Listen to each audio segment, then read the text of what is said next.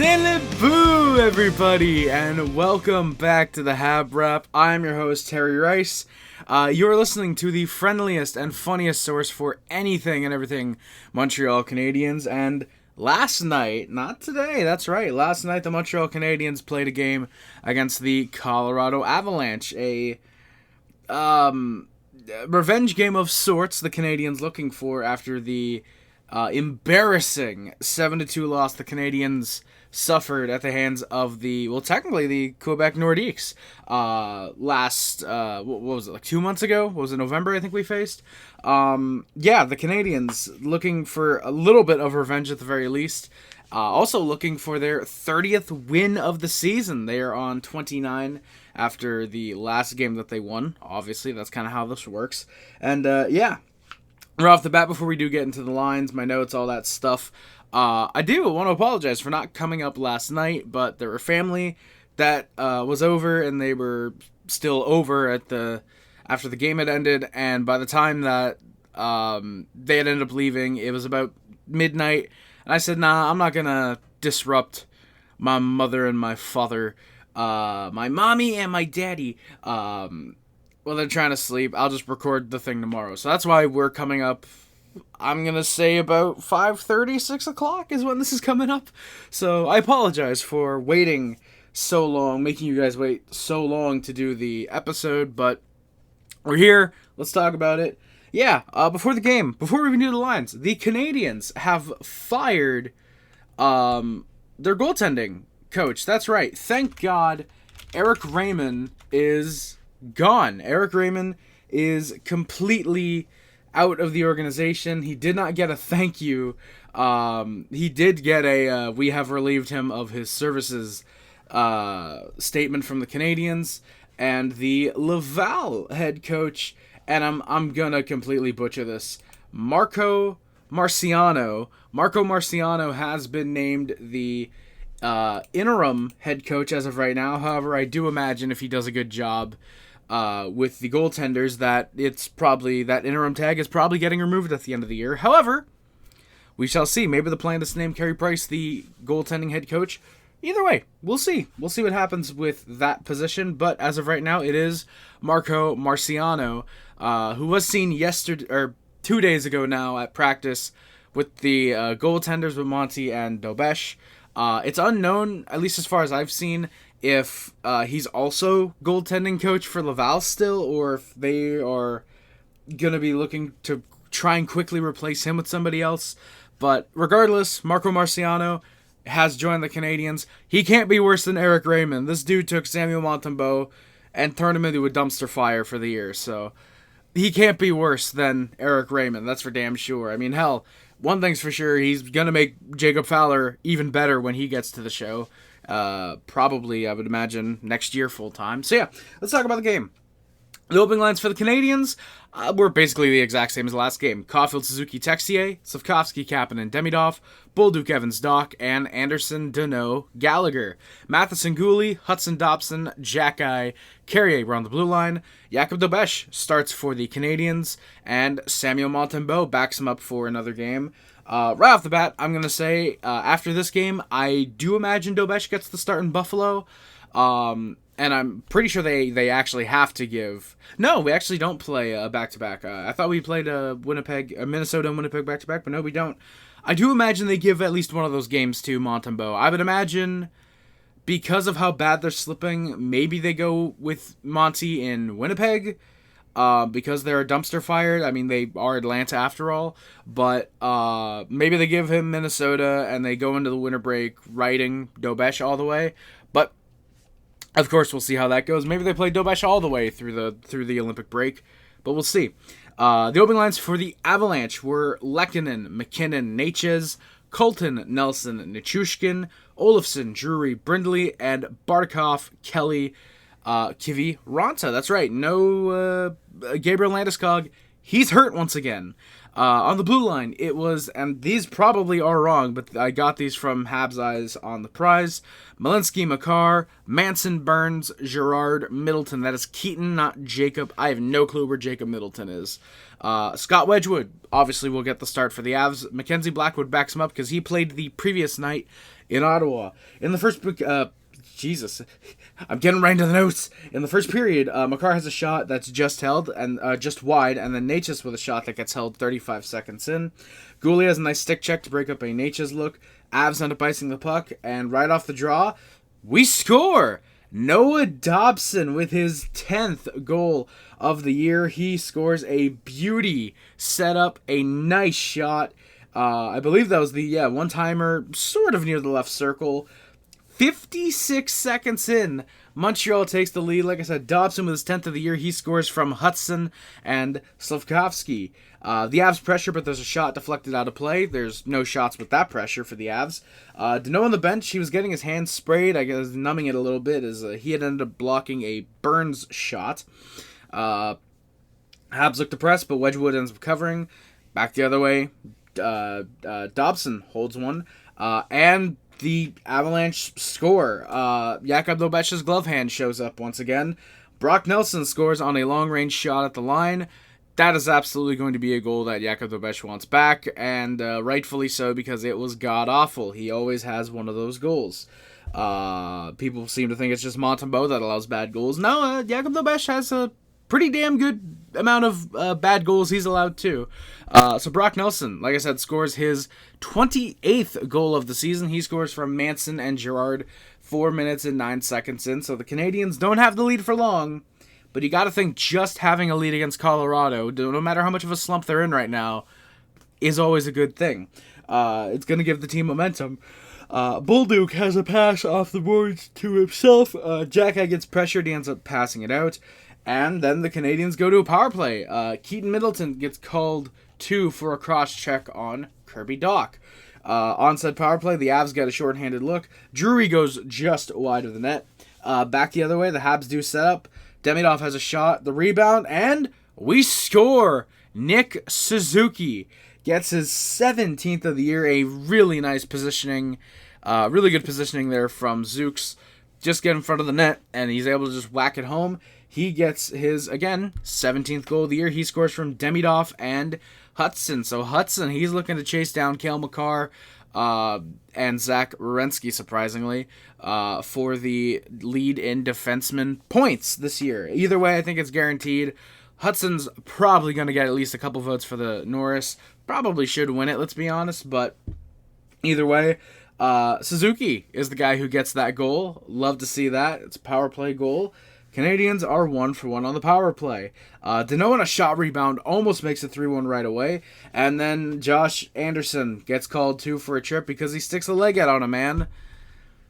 Why does Josh Anderson always have to ruin our momentum? That's on Natchez, by the way. He trips up Marty Natchez. There's a shorthanded look for the Canadiens, but a good stick by McKinnon to break that up. I'm going to say it right away. Nathan McKinnon was completely invisible tonight. For the most part, so was Cale Makar. Lane Hutson had the assignment of targeting Cale Makar and giving him headshots. No, obviously just, defensive play, covering Makar. And Lane handled that task really, really well whenever they were on the ice together. I don't know if it was specifically just the Danault line or if it was in general just, hey, put the best defensive forward on the line on Nathan McKinnon.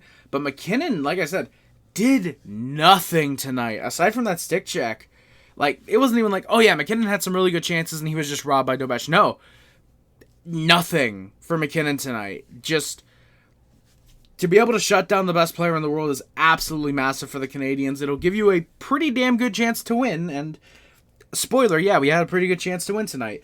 Along the boards, Kapanen ends up getting a puck. He just backhands it out. But wait, who's there? Nick Suzuki streaking in down the middle. He comes in. He's on a breakaway. Goes forehand, backhand. Nick Suzuki gets his second goal of the night. Second goal of the period. We're barely 7.5 minutes into the game. Nick Suzuki scores a shorthanded goal. A beauty, no less. I think Wedgwood is still looking for his jock up in the stands. Suzuki, with his 18th of the year, scores from Kapanen and Matheson. A huge clear. In general, just from Kapanen, it would have been a great clear. And Suzuki just happens to be there, picks it up, skates in. My God, you'll love to see that. The Avalanche then gets set up. They can't get anything. The Habs are playing a great game of hockey. At this point, the Habs go 1-for-1 on the penalty kill. Malinsky gets hit by Josh Anderson. Habs end up icing a puck. There's a shot wide with Dobesh leaving a wide hole open. So, very good. That missed. The Habs playing good defense after a moment of Nichushkin having some good stick handling. Demidov ends up getting by Burns, but Middleton has some good D to read the play by Demidov. Kelly ends up taking a run at Jack Eye. I thought they might have gone, but no, Jack Eye said, "Nah, I kind of want to win tonight." And spoiler, maybe he would. Habs with some D after a real good offensive zone time. Hutson ends up stopping a McCarr chance. Second line with a really good cycle. Slav in front, can't get a shot. There's a scramble. Demidov just can't get a handle. Kapanen comes in front. Shot is barely wide, and the second chance is deflected way out of play. So a very good opportunity for that second line. After a couple games where they were not really looking the best, they showed up tonight. They played a relatively good game, in my opinion. So Canadiens are looking very good. And keep in mind, we're still without Patrick Laine for the fourth line, and still without Alex Newhook, who can play in the top six. I'd imagine he probably takes over from Texier potentially when he's healthy, which, what is it? I think March. I think Laine is supposed to come back like really, really soon, I think. So that's fun. That's going to be exciting to get fully healthy for the first time in about 17 years, probably. The Habs playing a great first period with 3 minutes left. McCarr ends up coming in offside after Matheson pressures him. Doc has a nice spin around to get off a man. The wrap try is just through the crease, can't be put home. Avs pressed in the last minute. Natchez has a shot. The rebound out in front. McKinnon sends it over the net. McKinnon, I don't know what it was, if it's the Quebec Nordiques jerseys. Yeah, I probably should have mentioned, Colorado's wearing their Quebec Nordiques jerseys. Mwah. Bring a team to Quebec. Oh, wait, no, there already is one. They're called the Montreal Canadiens. Yeah, McKinnon just sends it over the net. I don't know if it's the Nordique jerseys. I don't know if it's just playing in Montreal is getting to his head recently, but just Nathan McKinnon did not have a good game tonight. Obviously, it's nothing to be concerned about. It's Nathan McKinnon. He'll have bad games once in a while, but just for the best player in the world, it's kind of surprising to see him have an off night.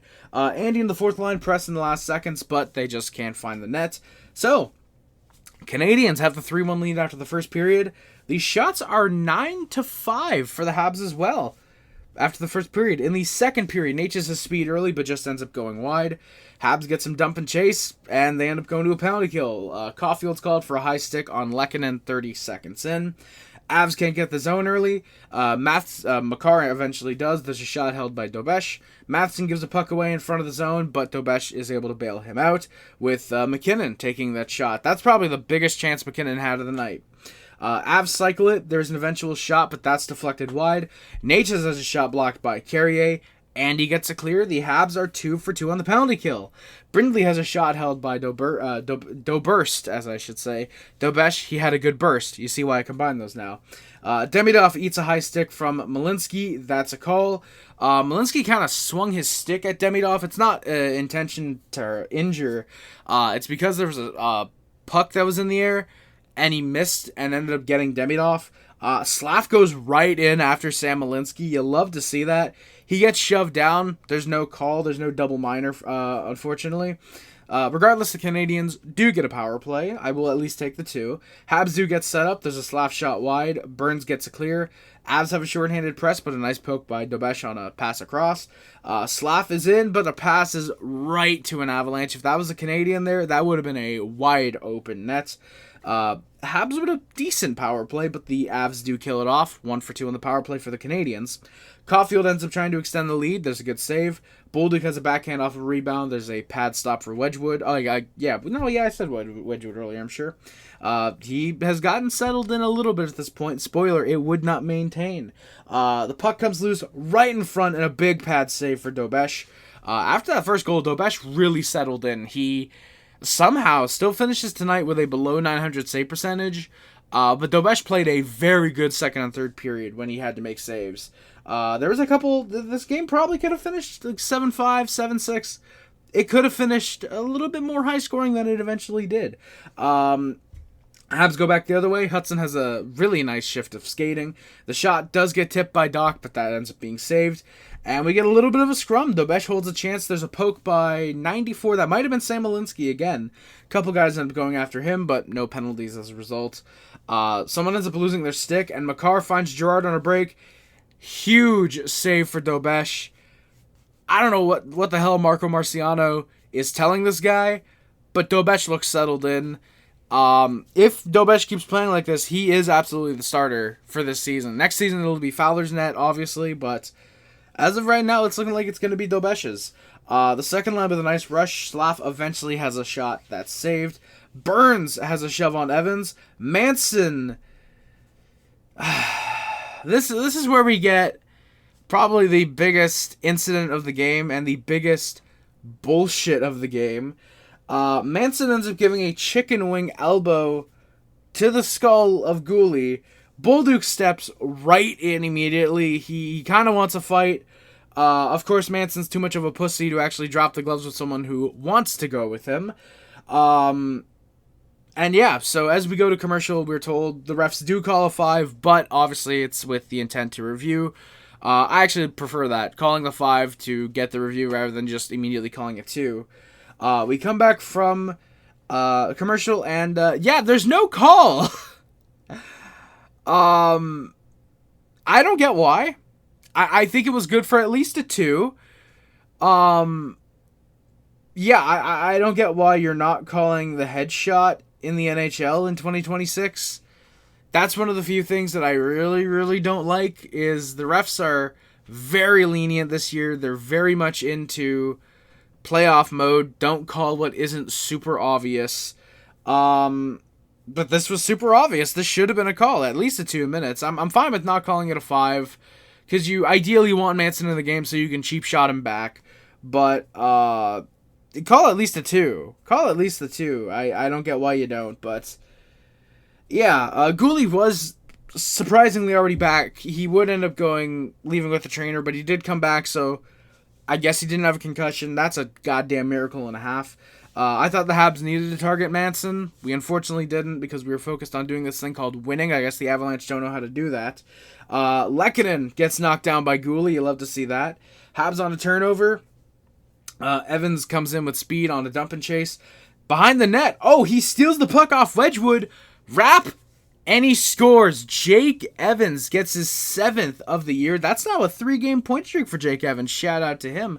He scores from Gouli and Bolduc. So Gouli gets hit off the floor on the board, if you will. Jake Evans scores. You might be wondering, well, Harry, you said he steals it off Wedgwood. Wedgwood has control. Why isn't that called unassisted? Apparently when the goalie controls the puck, it's not considered a stoppage of your possession unless he passes it and makes a successful pass. So, yeah, Gouli and Bolduc get assists on Jake Evans' goal. Love to see it. That comes with just about 3:24 left in the game. Avs immediately, or in the period, I should say, the Avs immediately ice a puck. The Avalanche are throwing the body a little bit more. Oh, yeah, and then the Canadiens score. So there's a passing play. Doc from behind the net just puts it off Wedgwood, and it's into the net. It squeaks by. Kirby Doc scores his 6th goal of the season. It's 5-1 Montreal late in the second. Doc scores from Zach Bolduc. He puts that home with just about 2:30 left. You love to see it. And then the Avalanche score. Dobesh makes a save, but gives up a rebound. It's a wide open net. Kiviranta would be a fool not to finish that off, and hey, he does. Joel Kiviranta, with about a minute 54 left, scores his just surprisingly 2nd goal of the year from Malinsky and Drury. Shout out Jack Drury, very good defensive forward. No clue what the hell happened with him, but yeah, it is a 5-2 game with 2 minutes left. The Habs ice the puck. Avs end up pressing. Nichushkin almost puts one home. Gouli and Manson end up colliding a little bit. There's a 2-on-1 break for Montreal in the dying seconds. Suzuki has the shot, but the rebound, nobody's able to get there in time, unfortunately. Regardless, the Canadiens with a massive 5-2 lead after the second period. These shots 21-18 for the Canadiens as well. In the third period, Slav loses his stick early. Dobesh makes a save, and the Avs accidentally clear the zone. Kiviranta with a hard hit on Carrier behind the net. There's no call there. Gouli gives a puck to Natchez behind the net, but a good stop again for Jakub Dobesh. Suzuki nearly gets sprung for a hat trick, but just can't get a handle on the puck, unfortunately. The Avalanche end up icing a puck twice, but the Canadiens can't get anything on net. Avs get on the puck. There's a random centering feed right to Colton from Nichushkin, and it's put home. Make it 5-3, just like that. Both Hutson and Deneau lose sight of Ross Colton for half a second, if that. And that's all it takes. Nichushkin just gets it to him. He shovels it in at 4:38. And all of a sudden, it's a 2-goal game. The Avs might have some life in them after all. The Avalanche look for the 5-4 goal. Oh, and all of a sudden we get a 2-on-1 the other way off a nice pass block by Carrier. Or I should say it's a 2-on-1 for the Avalanche. That's where the pass block happens by Carrier. Back the other way, Suzuki gets found on a 2-on-1. Pass across, Wedgwood dives too early. And Carrier buries it. He gets rewarded for very good defensive play. Alexander Carrier gets his 6th goal of the year. He scores from Suzuki and Doc. So Kirby Doc with a 2-point night.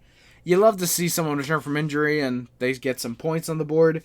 Yeah, at 5:45, this game all of a sudden goes from, okay, well, it might be a game. It's 5-3 to, yeah, this game's over. It's 6-3. The Avs are not scoring 7 goals on Jakub Dobesh, as surprising as it might sound. Yeah, no, they probably are not going to. So, yeah, it's 6-3 Canadiens. At this point, they could probably just cruise to the finish line, and they're going to win this game. Anderson gets a chance off of a giveaway in front. He ends up missing wide, naturally. Doc has a near break. There's some good speed. A sharp angle chance, but that does get stopped. The follow-up by Bolduc is then held. Dobesh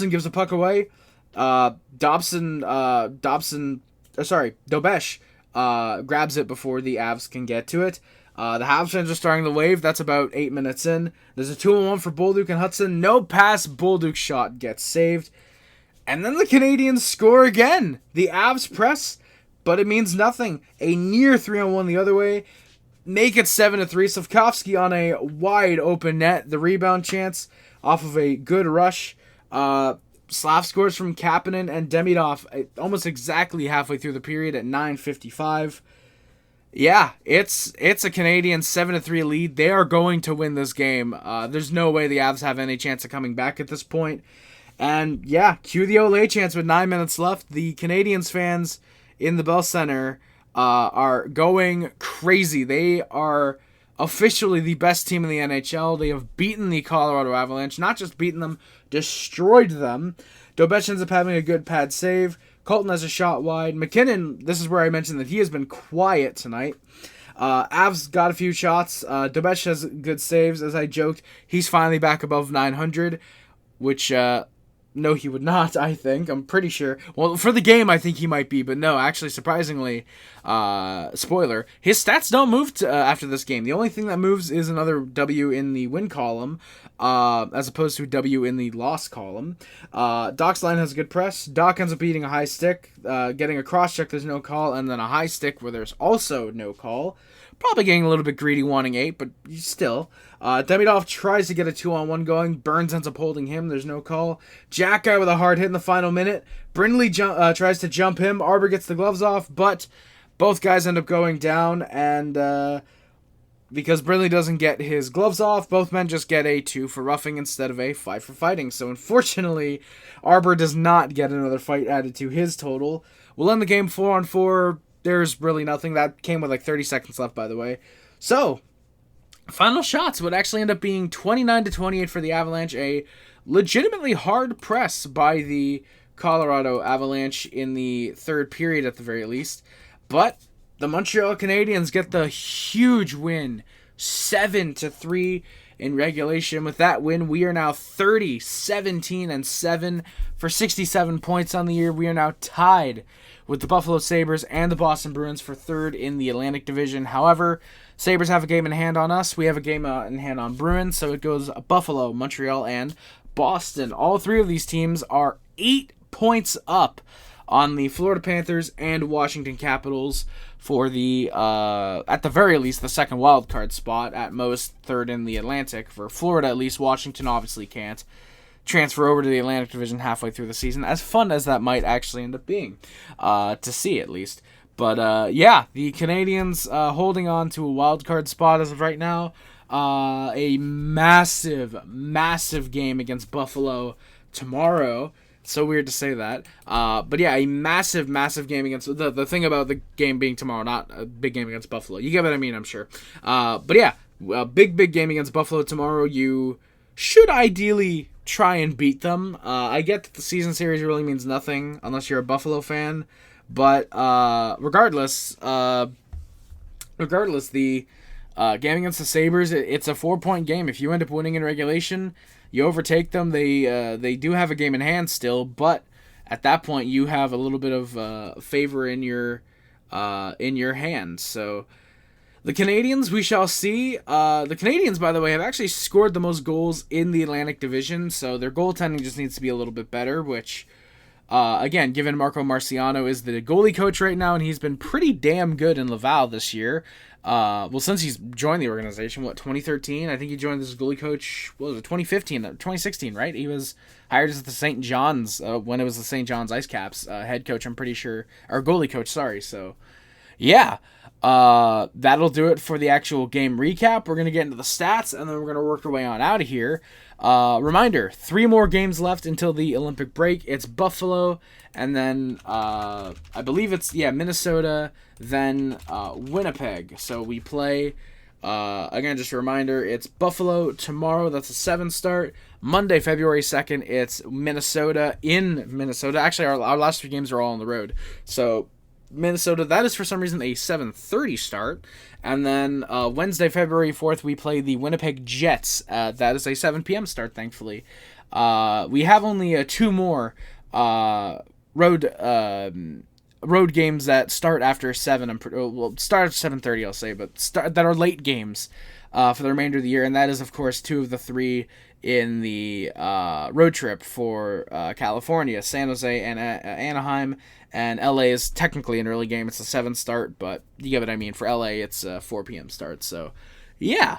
Let's get into the stats, like I said, and then work our way on out of here. Nick Suzuki, who else would it be? He leads the Montreal Canadiens with 18 goals, 44 assists for 62 points. He also has 11 points in his last 7 games. Big shout out, Big Dick Nick. He's been very good recently. Lane Hutson, surprisingly, has overtaken Cole Caulfield for second on the team in points. He has 9 goals, 46 assists for 55 points, along with 17 points in his last 15 games. Or I should say 15 games in the month of January so far. Cole Caulfield has 30 goals, 30 wins, baby. 24 assists as well for 54 points. Unfortunately, with the loss tonight, he does, or with the win but not getting a goal tonight, or a point actually at all, he snaps a 6-game goal and point streak. So that sucks, but you know what? I'm sure Cole will gladly take the win and already having 30 goals. Ivan Demidov with 11 goals, 34 assists for 45 points. Yurasovkovsky's got 20 goals, 23 assists for 43 points. Noah Dobson with 10 goals, 23 assists for 33 points. Oliver Kapanen with 16 goals, 13 assists, 29 points. With getting an assist tonight, he... on Yurasovkovsky's goal and Nick Suzuki's shorthanded goal, he had 2 assists tonight. With that, he snaps a 7-game pointless drought. A little bit surprising, yeah, I know. With how good he's been, you would think that he wouldn't have a pointless drought like that, but no. Surprisingly, he did. He also now has more points than Matvei Michkov, which is always nice to see. Mike Matheson with 5 goals, 22 assists, 27 points, and a 6-game assist streak. Good for you, Mike. Zach Bolduc with 10 goals, 12 assists, and 22 points, along with 4 assists in his last 4 games. Shout out Bolduc. He's starting to heat up a little. Josh Anderson with 11 goals, 6 assists for 17 points. Alexander Texier, since joining the Canadiens, has 7 goals, 10 assists for 17 points. Alexander Carrier with 6 goals, 11 assists for 17 points. Brendan Gallagher, 4 goals, 11 assists, 15 points. He is on a 7-game pointless drought. Jake Evans with 7 goals, 6 assists, 13 points, as I mentioned. He's on a 3-game point streak. Shout out Jake. Alex Newhook, who is unfortunately still hurt, has 6 goals and 6 assists for 12 points. Kirby Dach with 6 goals, 3 assists for 9 points. He snaps a 7-game pointless drought. Shout out Kirby Dach. Phil Deneau with 2 goals, 2 goals, 5 assists for 7 points. Getting ahead of myself there. Jaden Struble with 7 assists. Sammy Blais, 2 goals, 3 assists for 5 points. Joe Valeno, 2 goals, 2 assists for 4 points, again on an 8-game pointless drought. That doesn't continue until he gets back in the lineup, obviously. Caden Gooley with a goal and 3 assists for 4 points. Arbor Jacki with a goal and assist this year, and rocking a phenomenal 21-game pointless drought. No clue what happened to his offense from his first year. Probably he's not getting as much ice time, so he doesn't have time to get points. Owen Beck, who is back in Laval, has a goal with a 7-game pointless drought. Patrick Laine, who is unfortunately still hurt. Florian Jacki and Jared Davidson, who are both back in Laval, all have an assist this year. Fighting-wise, of course, who else would it be? Arbor Jacki leads the Montreal Canadiens with 7 fights. Josh Anderson and Jaden Struble each have 2 fights. Kirby Dach, Joe Valeno, Caden Gooley, and Florian Jacki all have a fight in the big league this year. In terms of goaltending, Jakob Dobes still leads the way with a 17-5-3 record, a 2.96 goal against average, and an .890 save percentage.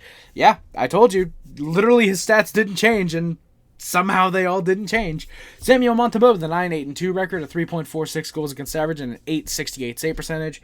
And Jacob Fowler, when he was in the NHL, again, he's back in Laval right now, with a 4-4-2 record, a 2.62 goals against average, and a .902 save percentage, along with the lone shutout for the Canadiens this year. So yeah, that is going to do it for this episode of the HabWrap. Thank you all so much for watching. Please do not forget to like, comment, and subscribe if you're on YouTube. Hit the follow button if you are on Spotify, Amazon, wherever you might be listening to the podcast on. Also, don't forget to share with anybody who you think might enjoy listening to the HabWrap, such as a fellow Montreal Canadiens fan, a hockey fan who might be looking for a Canadiens podcast, or someone who you think just might enjoy listening to some fat kid from Quebec talk about the Montreal Canadiens for half an hour after every game. So yeah, that is going to do it for this episode of HabWrap. Again, thank you all so much for watching. I've been your host, Harry Rice. And always remember, no matter how good we are like this year, like last year, how great we are like this year, or how amazing we'll be in the future, go Habs go, Allez Montreal, and say it with me everybody, c'est la boo!